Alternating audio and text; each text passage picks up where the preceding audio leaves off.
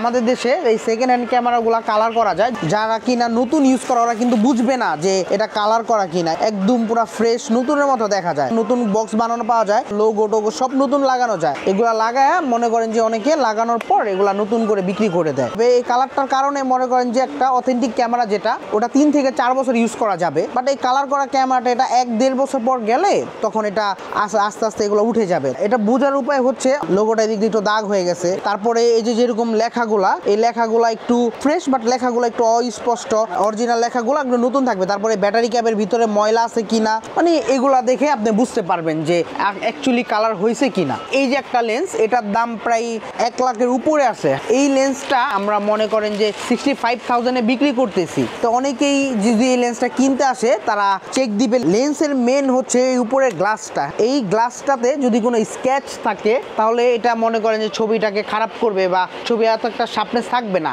তারপরে দ্বিতীয় মেন যেটা আছে ওইটা হচ্ছে লেন্সের ভিতরে ফাঙ্গাস আছে কিনা। ফাঙ্গাসটা হচ্ছে এক টাইপের মাকড়সা জালের মতো, যদি কোনো লেন্স লং টাইম ইউজ না করা হয় বা রাইখা দিলে এটা ফাঙ্গাস পড়ে যায়। এই ফাঙ্গাসটার কারণে ছবিগুলো একটু ঘোলা হয় আর হচ্ছে একটু শার্পনেসটা কম চলে আসে আর কি। আমাদের এখানে 8 থেকে 10,000 টাকার মধ্যে লেন্স সহ শুধু স্টিল ছবি ক্যামেরা পাওয়া যায়। মোটামুটি স্টুডিওর জন্য বা শুধু ছবি টুকটাক ভিডিওর জন্য তাদের জন্য 15 থেকে 20,000 টাকা হলে ভালো ক্যামেরা পাওয়া যায়। আমাদের এখানে যেটা নতুন দাম 1,30,000 বা 25-এর মধ্যে, ওটা 1 লাখের মধ্যে পেয়ে যাবেন এরকম বাজেটে। মানে সনিতে খুব কম প্রাইসটা ডিস্টেন্স থাকে, কেননা অনেক বেশি একটা ডিস্টেন্স থাকে, কারণ সনির রিসেল ভ্যালু অনেক ভালো। তো যেহেতু ক্যামেরাটা সেকেন্ড হ্যান্ড তো অবশ্যই ব্যাটারিটাও সেকেন্ড হ্যান্ড থাকবে। এই ক্ষেত্রে আপনারা ব্যাটারিটা ইউজ করে নেবেন কতক্ষণ দেখা যায়।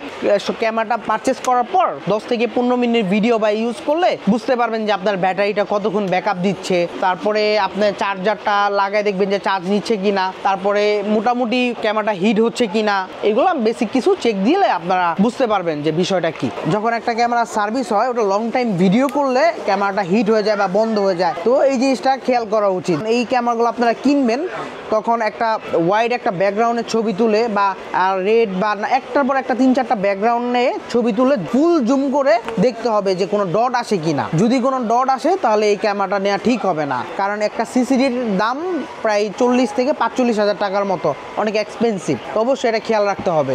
শাটার গাউনটার ব্যাপার হচ্ছে একটা কোম্পানি ধরেন একটা এই ক্যামেরাটাতে 1 লাখ শাটার গাউন দিয়ে দেয় মিনিমাম। এর মানে যে এই না যে 1 লাখের পর এটা নষ্ট হয়ে যাবে বা 2 লাখে গেলে নষ্ট হয়ে যাবে, এরকম কিছু না। জাস্ট একটা নির্ধারণ দিয়ে দেয় যে এটা 1 লাখ শাটার গাউন আছে বা 10 লাখ আছে, 5 লক্ষ আছে, এরকম একটা শাটার নির্ধারণ দিয়ে দেয়। এরপরেও এটা চলবে, ওটা কোনো সমস্যা করবে না।